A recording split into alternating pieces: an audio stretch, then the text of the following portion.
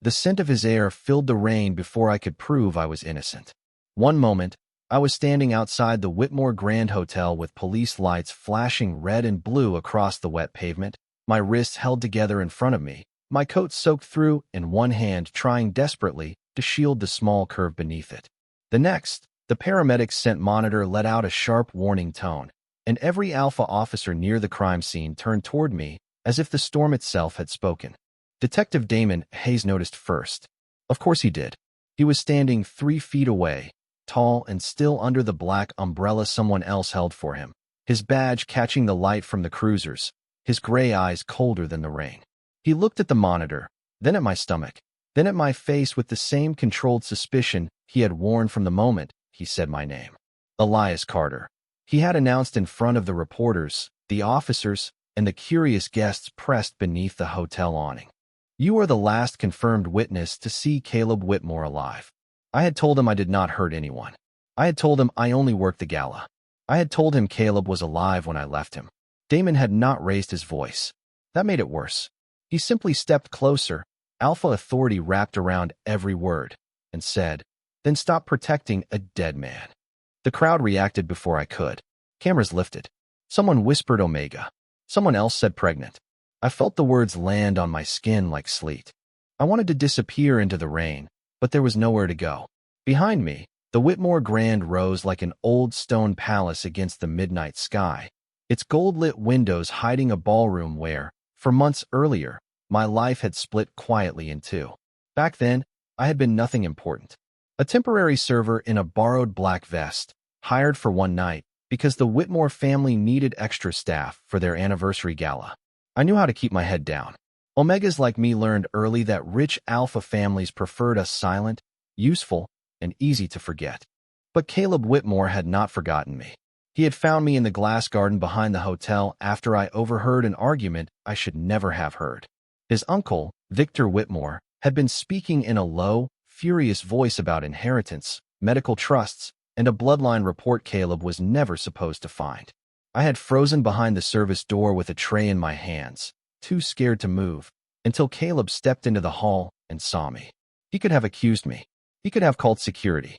Instead, he took the tray from my shaking fingers and said softly, "You need to leave before they know you heard that." That was the first time anyone from a world like his had looked at me like a person instead of furniture. Later, before dawn, Caleb pressed a folded white handkerchief into my palm, marked with the silver Whitmore crest.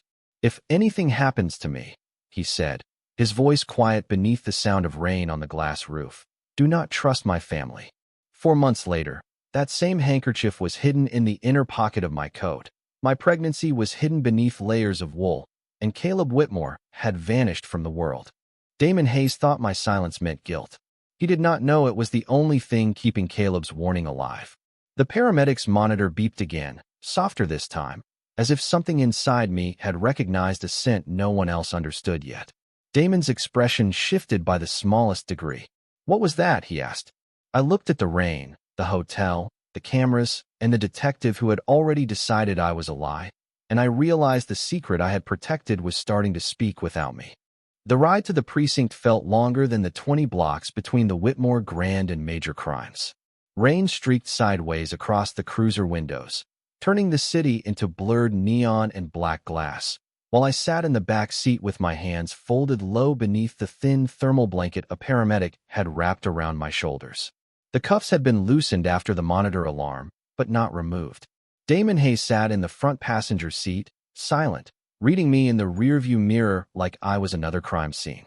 I kept my eyes on the reflection of my own pale face in the window, on the damp strands of hair stuck to my cheek, on the way my right hand kept drifting back to my stomach no matter how many times I told it not to. I had survived 4 months by being forgettable.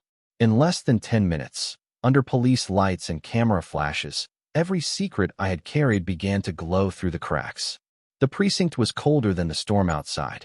Officers turned as Damon walked me through the bullpen, not because I was dangerous, but because I was interesting now. A pregnant Omega witness from the Whitmore case. A temporary server with no family name, no lawyer waiting, no Alpha standing beside him.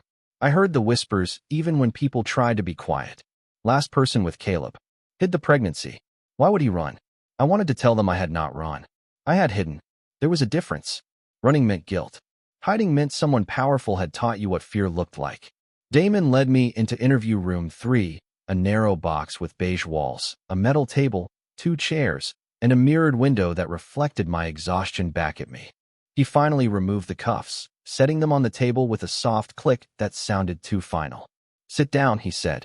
I did, carefully, because the dull pressure in my lower back had returned, and because I refused to let him see my knees shake. Damon remained standing for a moment, his coat dark with rain, his badge at his belt, his alpha presence controlled but impossible to ignore. He was not cruel in the easy way some alphas were. He did not sneer. He did not crowd me. He did something worse. He made distance feel like judgment. "You told officers you barely spoke to Caleb Whitmore," he said. "That is true. Then why did you have his handkerchief?" My breath caught before I could stop it. Damon reached into an evidence sleeve and placed the folded white cloth on the table. Even through the plastic, I recognized the silver crest stitched into the corner. A rearing fox beneath a crown. "Whitmore." I looked away too late. Damon noticed. "You reacted. Anyone would react if you took something from their coat. Most people would ask for it back." His voice stayed calm. "You look like you were saying goodbye." The room seemed to shrink around the table. On the other side of the mirrored glass, I could feel eyes watching. Maybe officers. Maybe prosecutors. Maybe people already deciding what kind of Omega I was. The kind who lied. The kind who trapped an heir. The kind who knew more than he admitted. Damon sat across from me at last and opened a folder. Photographs slid into view, all clean and clinical. Caleb at the gala in a dark tuxedo. Caleb entering the glass garden. Caleb leaving the ballroom hallway at 1:17 in the morning. Then me, head bowed, coat buttoned tight, walking out 7 minutes later. 4 months ago, Damon said, Caleb Whitmore disappeared after that event. Tonight, you returned to the same hotel for the memorial gala and were found near the service exit when the family archive room alarm went off. You are asking me to believe that is coincidence. I stared at the photographs, at the night that had become evidence. I returned because someone sent me a message. Damon's eyes sharpened. "Who?" I hesitated, and his expression hardened. "Elias. This is the part where innocent witnesses help themselves." The old anger rose before the fear could swallow it.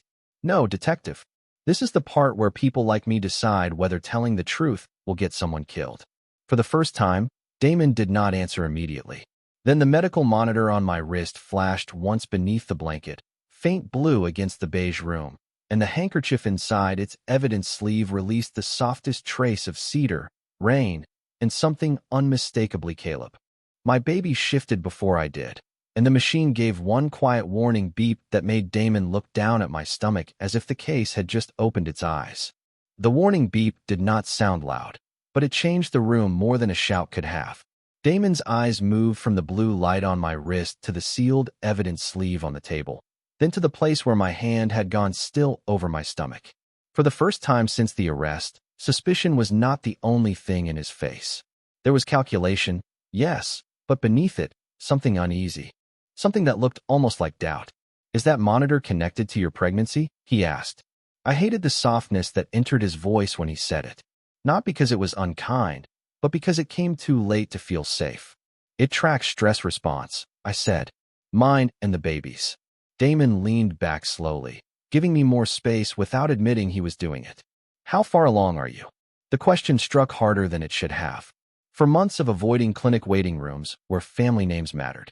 4 months of buying prenatal vitamins with cash from a pharmacy 8 neighborhoods away.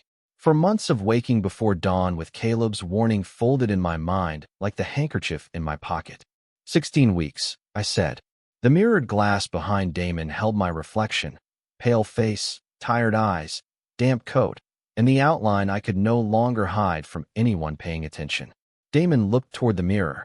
"Get Dr. Lena Morris in here." A voice answered through the wall speaker, and a few minutes later, the door opened. Dr. Morris was a beta in her early 50s with calm hands, silver-framed glasses, and a police department badge clipped to her cardigan. She glanced first at the cuffs on the table, then at me, then at Damon. "Why is a pregnant Omega in interview 3 after midnight?" Damon did not react to the quiet criticism. "Medical check." His monitor responded to evidence. Dr. Morris approached me, not the file, not the handkerchief, me. Elias Carter, I need your permission before I touch your wrist monitor or ask health questions. The word permission loosened something painful in my chest. Yes. She sat beside me instead of across from me, took the monitor gently, and read the stored alerts.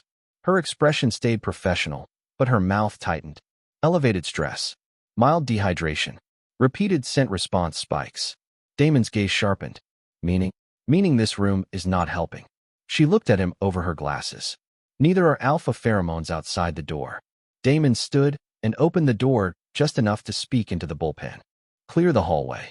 His voice was quiet, but footsteps moved immediately. The pressure in the air eased after a few seconds, and I hated that my body noticed. Dr. Morris checked my pulse, then the monitor again. The baby's rhythm is stable now. Damon returned to his chair, but he did not sit. Why would the monitor react to Caleb Whitmore's handkerchief? Dr. Morris paused. I cannot answer that from a hallway beep. Can you test it? I looked up sharply. No, both of them turned to me. My voice shook, but I held it. You do not get to make my baby part of your evidence shelf. Damon's jaw tightened, but he did not argue as quickly as I expected. Dr. Morris nodded once. He is right. Any prenatal scent comparison requires consent, medical oversight, and a clear legal reason. Damon looked at me for a long moment. I have a missing heir, a witness who lied about knowing him, and a pregnancy reacting to his personal item. That is a legal reason. That is a reason to ask, Dr. Morris said. Not to take. The silence after that was different from the silence outside the hotel. Less public, but somehow more dangerous. Damon lowered himself back into the chair, his hands open on the table. Then I am asking. I looked at the evidence sleeve, at the silver crest blurred by plastic, and I remembered Caleb's voice in the glass garden. Do not trust my family. Not do not trust the police. Not do not trust anyone. My fear had turned that warning into a cage, but maybe it had also kept me alive. If I agree, I said slowly, the results stay with Dr. Morris until I decide what to release. Damon's eyes narrowed. That is not how evidence works. Then arrest the truth and see if it talks. Dr. Morris gave the smallest cough, almost hiding a smile. Damon did not smile, but something in his expression shifted again, a crack in the wall. Fine, he said. Medical custody first. Evidence second. Dr. Morris prepared a sealed scent comparison pad. Careful, clinical, nothing invasive. She placed the handkerchief near the sensor, then connected my monitor to her tablet. For several seconds, nothing happened. Then the screen bloomed with two matching lines of gold light, one from Caleb's scent signature, one from the baby's response pattern. Dr. Morris went very still. Damon leaned forward. Doctor. She looked from the tablet to me, and all the color had left her face. Detective, she said quietly, this is not just a reaction. This is a familial scent echo. The room seemed to fall away beneath my feet, even though I was sitting down. Damon looked at me as if I had become the center of the entire case. And I realized that by trying to protect Caleb's secret, I had just revealed the one secret powerful enough to make his family come for mine. The gold lines on Dr. Morris's tablet did not fade. They stayed there, glowing side by side in the sterile light of interview room 3. One marked Caleb Whitmore, archived personal scent sample. The other marked prenatal echo, Elias Carter monitor response.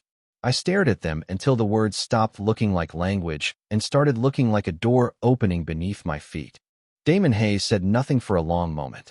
The cold detective who had arrested me in the rain, who had called my silence protection for a dead man, now looked at the screen as if the case had turned around and accused him. Dr. Morris was the first to move. She disconnected the tablet from the room system and locked it with her thumbprint. This result is medically sealed until Mr. Carter authorizes release. Damon's eyes lifted to hers. Doctor, do not use that tone with me, she said, calm but firm. You asked. He consented under conditions. I am honoring them. Something in my chest loosened. Not trust. Not yet. But a small space where panic could breathe. Damon looked back at me, and this time there was no accusation in his face. Only the difficult beginning of understanding. Elias, he said, softer than before. If Caleb is the father, then you are not just a witness. My hand tightened over my stomach. I know. Then you know why this changes everything. I laughed once, without humor. Detective, everything changed 4 months ago. You were just catching up. His jaw flexed, but he accepted it. That was the first thing about him that did not feel like a threat. He opened Caleb's case file and turned one photograph toward me. It showed Caleb standing at the Whitmore gala beneath a chandelier. Perfect tuxedo, perfect smile, perfect air. No one looking at that picture would know his hand had trembled when he pulled me into the glass garden. No one would know he had smelled like cedar after rain, or that his voice had cracked when he said his own family was moving money through medical trusts. Damon tapped the photograph once. Tell me what happened after he gave you the handkerchief. The room blurred into memory. The glass garden had been closed to guests, hidden behind a service corridor and a wall of hanging ivy. Rain ran over the roof in silver threads. Caleb stood under the dim garden lights with his tie loosened, looking less like a prince of old money and more like a man who had been running for years without moving. My uncle thinks inheritance is blood and paperwork, he had told me. He does not understand that legacy can rot. I had not known what to say. I was a server with sore feet and borrowed shoes, and he was Caleb Whitmore. But he looked so alone that silence felt cruel. Why tell me? I had asked. He smiled a little. Because you heard enough to be in danger. And because you looked scared, but you did not look greedy. Before I left, he pressed the handkerchief into my palm, then a small brass key with the number 318 etched into the side. Penn Station, he whispered. Only if I disappear. Back in the interview room, Damon went completely still. You have the key? I hesitated. Fear rose fast and sharp. Caleb had said not to trust his family, and Victor Whitmore had cameras, lawyers, money, and a name that could bend rooms before he entered them. But Damon was not asking like an alpha demanding obedience now. He was asking like a detective finally looking at the victim instead of the suspect. It is hidden, I said. Not on me. Damon leaned back, eyes narrowing with thought. Good. That surprised me. Good. If you had it tonight, it would already be in the wrong evidence locker. Before I could answer, a knock came at the door. An officer opened it just enough to speak quietly, but I heard every word. Detective Victor Whitmore is downstairs with 2 attorneys. He says he is here to claim family interest in the Omega witness. The room went silent. Dr. Morris stood closer to me. Damon closed Caleb's file with deliberate care. When he looked at me, the apology was not spoken, but it was there in the way his voice changed. You were right to be afraid. Then, through the mirrored glass, I saw the hallway fill with dark suits and old money, and I knew Caleb's family had found us before we had found the truth. Victor Whitmore did not enter the precinct like a grieving uncle. He entered like a man arriving to collect property. Through the mirrored glass, I watched him cross the hallway in a charcoal overcoat, white hair perfectly combed, 2 attorneys behind him, and a uniformed officer stepping aside before he even showed identification. Some alphas carried power loudly. Victor carried his like winter, quiet, expensive, and impossible to ignore. My body knew before my mind admitted it. The monitor on my wrist flashed once, a thin blue pulse under the room's fluorescent light, and Dr. Morris moved closer without touching me. Damon noticed the monitor too. His expression hardened, but not at me this time. Stay seated, he said. I almost laughed. That sounded like an order. He paused, and something like regret crossed his face. It was not meant to. That small correction should not have mattered, but it did. Damon opened the interview room door and stepped into the hallway before Victor could reach us. The 2 men faced each other beneath the buzzing lights, both alphas, both controlled, but only one of them had learned fear from a family name. Detective Hayes, Victor said, his voice smooth enough for a courtroom. I appreciate your department's effort tonight. I am here to arrange proper care for Mr. Carter. Damon did not move. Mr. Carter is part of an active investigation.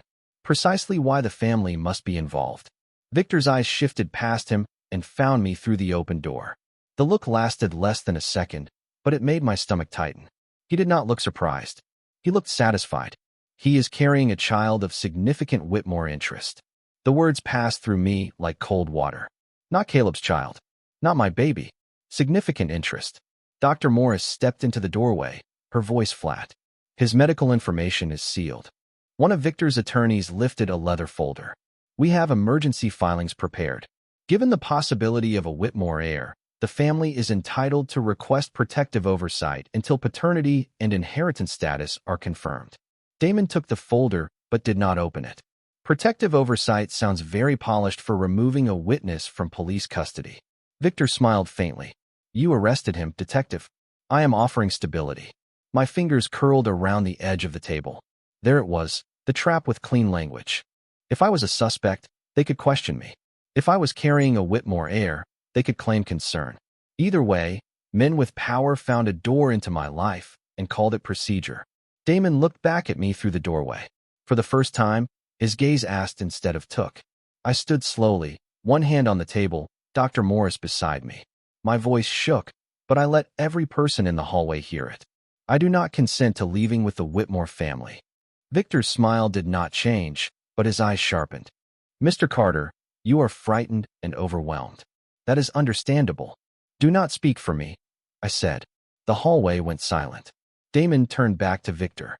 You heard him. Victor's attorney started to object, but Damon handed the folder back unopened.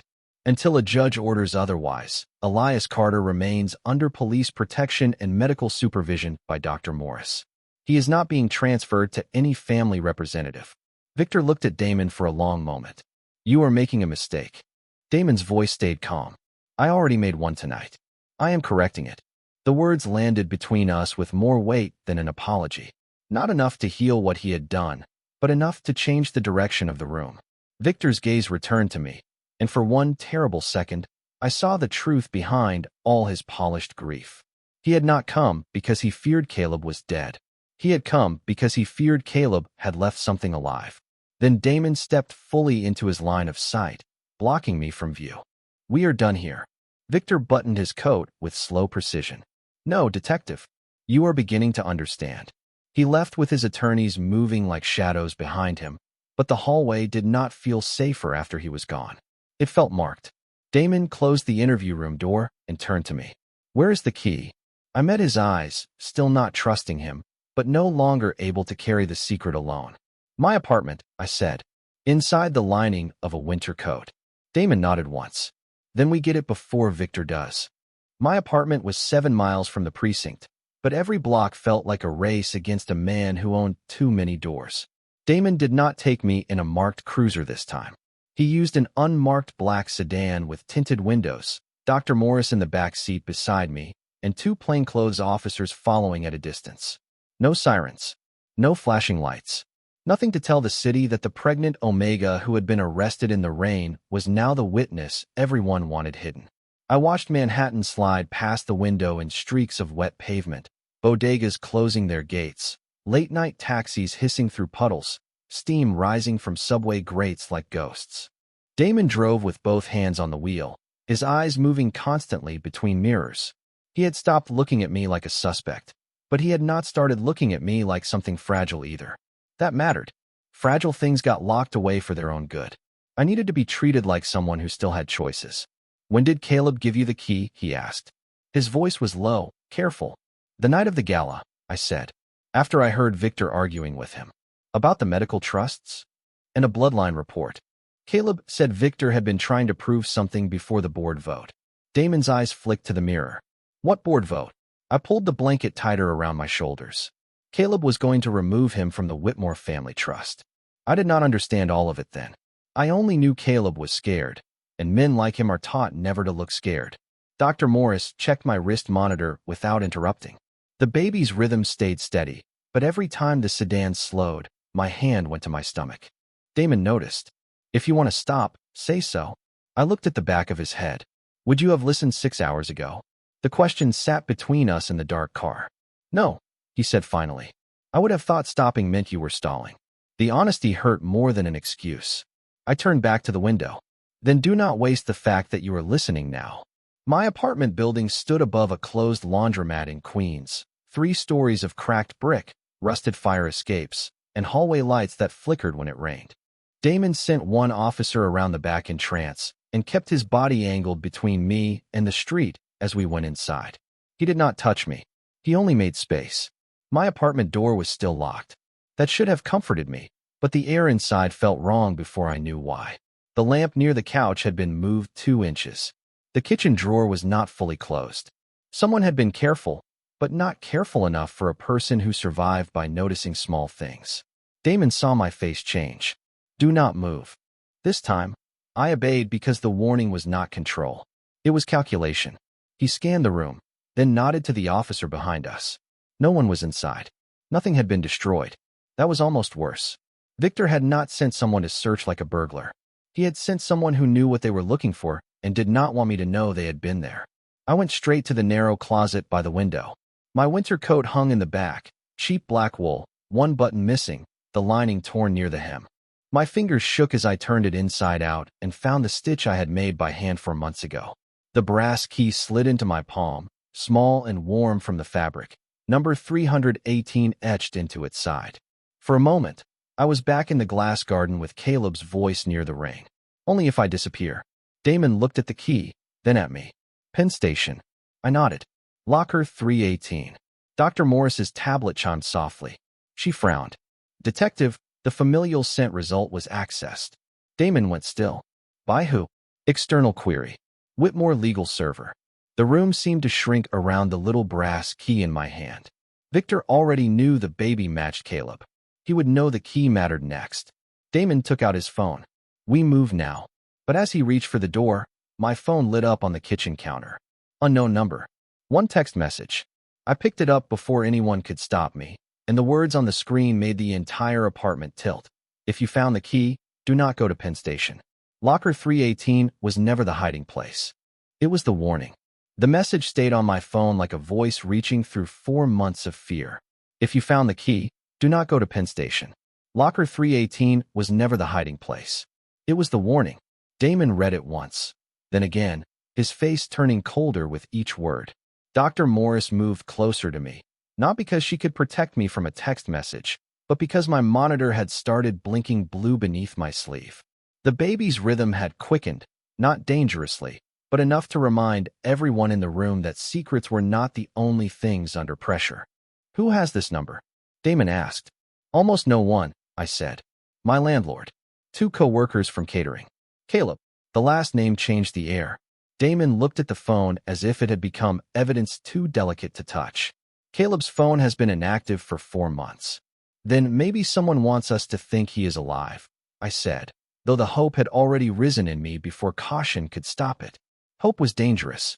It made rooms brighter right before they collapsed. Damon handed the phone to one of the plainclothes officers. Traced the message without responding.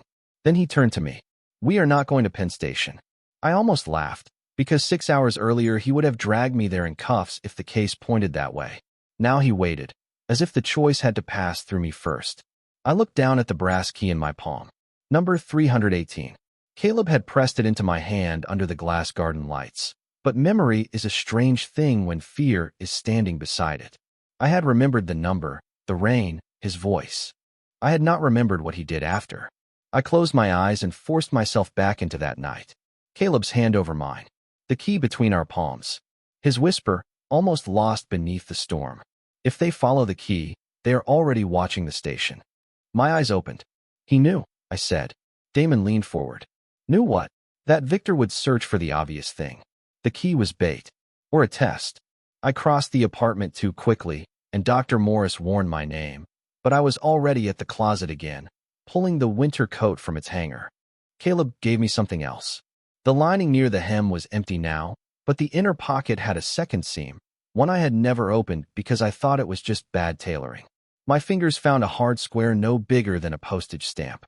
A micro-memory card slipped into my palm. For a moment, no one spoke.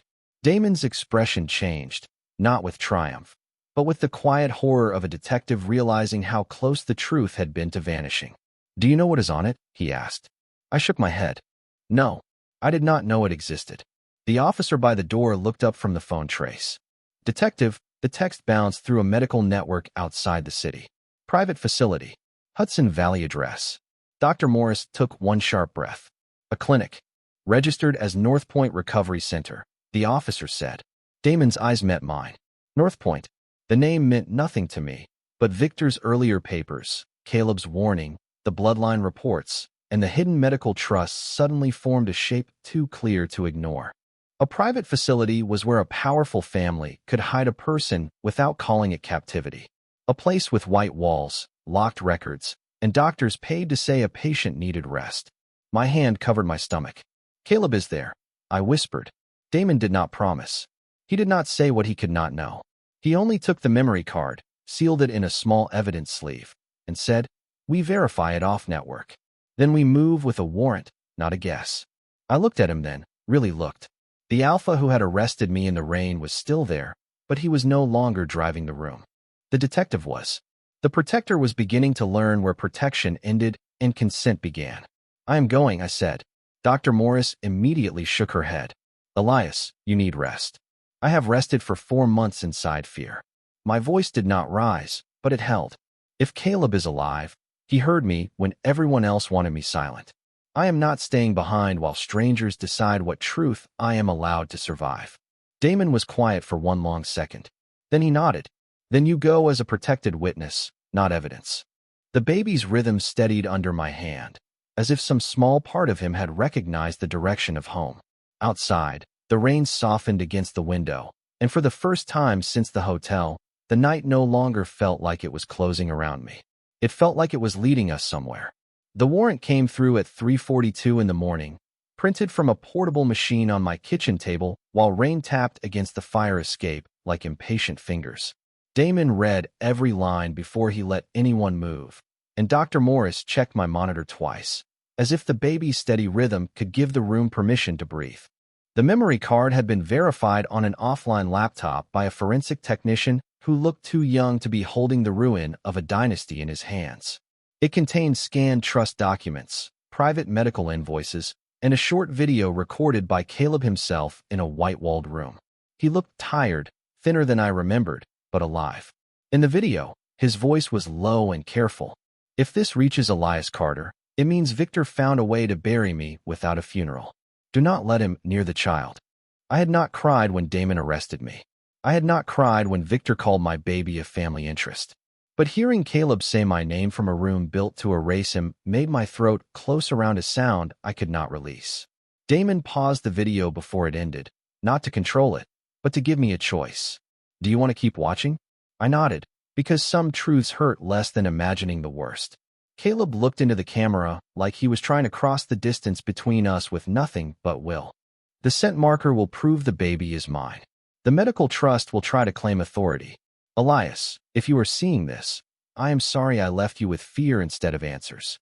The video ended there. For a long moment, my apartment was silent except for the rain and the monitor at my wrist. Then Damon folded the warrant, handed it to the lead officer, and said, "North Point Recovery Center. We go in clean. Medical safety first.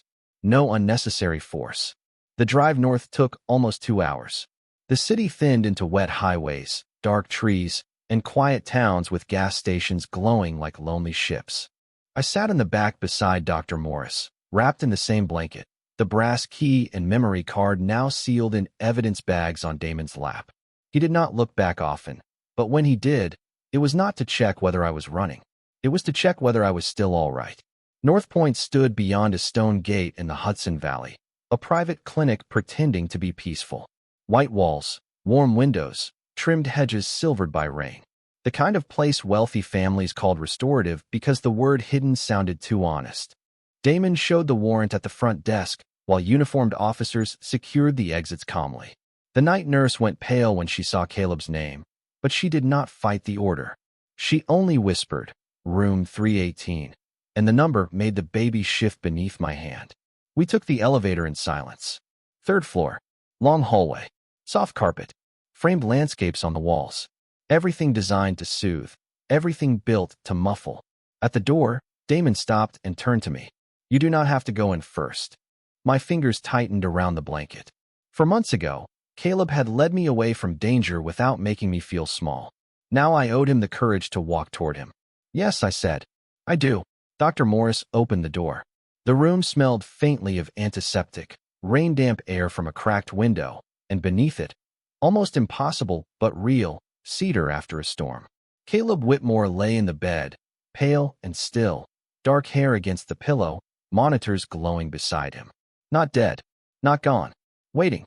My knees nearly gave way, but Damon was close enough to steady the chair beside me without touching my arm. I stepped forward. "Caleb," I whispered. The monitor beside his bed changed before he moved. A soft rise in rhythm.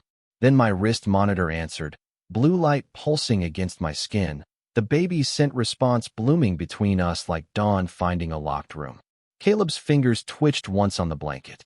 Dr. Morris inhaled sharply. Damon went still at the door. I leaned closer, tears finally slipping free. I kept the key, I said. I kept the warning. I kept us safe as long as I could. Caleb's eyes opened, unfocused at first, then searching, then finding me. His lips parted with effort, and his voice was barely more than breath. Elias. In that moment, every accusation, every lie, every polished Whitmore document collapsed beneath the sound of a man returning to the living. Caleb's voice was so faint that for one terrible second I thought I had imagined it. Then his eyes focused on mine, gray-blue and exhausted, but alive with recognition, and the room changed around us. Dr. Morris moved to the bedside, checking the monitors with careful hands, while Damon stayed near the door, giving the moment the kind of respect no courtroom could have ordered from him. I reached for Caleb, then stopped, because 4 months of fear had taught me that even love deserved permission after surviving too much control. Caleb understood. His fingers turned weakly on the blanket, palm open. I placed my hand in his, and the scent response between us softened into something warm and unmistakable, cedar after rain meeting the small bright echo beneath my heartbeat. Caleb's eyes lowered to my stomach, and grief crossed his face before joy could catch up. I did not know, he whispered. I know, I said, and for the first time, those words did not taste like loneliness. Damon stepped forward only when Dr. Morris nodded that Caleb was stable. Caleb Whitmore, I am Detective Damon Hayes. We have your video, the trust documents, and a warrant. You are safe now. Caleb's fingers tightened around mine with what little strength he had. Victor. Damon's face hardened. He is being taken into custody. Quietly, legally, and with enough evidence that his attorneys will have nothing clean to stand on. Later, I learned how quickly the polished Whitmore world cracked once Caleb was awake to speak for himself. The clinic records proved he had been hidden under a false patient name after a staged medical transfer. The trust documents proved Victor had tried to control the inheritance by controlling Caleb's absence. The scent marker report, sealed by Dr. Morris and released only with my consent, proved our child was not an opportunity, not leverage, not a family asset, but Caleb's son, protected by 2 living parents who could finally speak. Victor's public statement never came. His lawyers tried to call everything a misunderstanding, but misunderstandings do not come with forged medical orders, hidden payments, and private rooms under false names. By the end of the week, Caleb's disappearance was no longer a mystery. It was a case file with names, dates, signatures, and consequences. My arrest was cleared from the record. Damon made sure the correction was not buried in paperwork. He stood in front of reporters outside the precinct, rain falling softer than it had that first night, and said clearly that Elias Carter had been a protected witness wrongfully treated as a suspect. He did not decorate the truth. He did not excuse himself. When he found me afterward in the hospital hallway, he removed his badge from his belt before speaking, as if he wanted me to hear the apology from the man, not the detective. I saw fear and called it deception, he said. I saw silence and called it guilt. I am sorry. I looked at him for a long time. Forgiveness did not arrive all at once. It rarely does. But accountability had a sound, and for the first time, an alpha in authority was not asking me to make his regret easier to carry. Do better for the next Omega who is too scared to explain, I said. Damon nodded. I will. Caleb recovered slowly, not like a prince returning to a throne, but like a man relearning sunlight. He moved out of the Whitmore estate and into a small brownstone near Riverside Park, where the windows opened to trees instead of gates. He signed control of the medical trust to an independent board with Omega advocates, patient lawyers, and no Whitmore family veto. He held my hand at every appointment, never once calling the baby an heir before calling him our child. On an October morning washed clean by pale gold light, our son was born at 7 pounds, 2 ounces, with Caleb's calm eyes and my stubborn grip. We named him Rowan, because Caleb said it meant protection, and I said protection should be something that grows, not something that cages. Damon visited once, leaving a small stuffed fox at the nurse's station without making the day about himself. Dr. Morris cried when Rowan wrapped one tiny hand around her finger, and Caleb, still thinner than he used to be, but smiling like a man who had found his way back from the edge of the world, held our son against his chest while Rowan's scent settled into the room, warm and living and free. I thought of the hotel rain, the cuffs, the handkerchief, the key that was never a key, and the warning that became a path home. They had tried to turn my silence into guilt and my child into proof.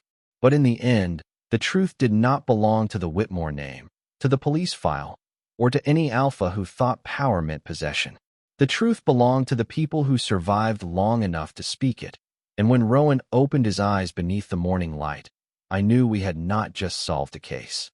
We had saved a future.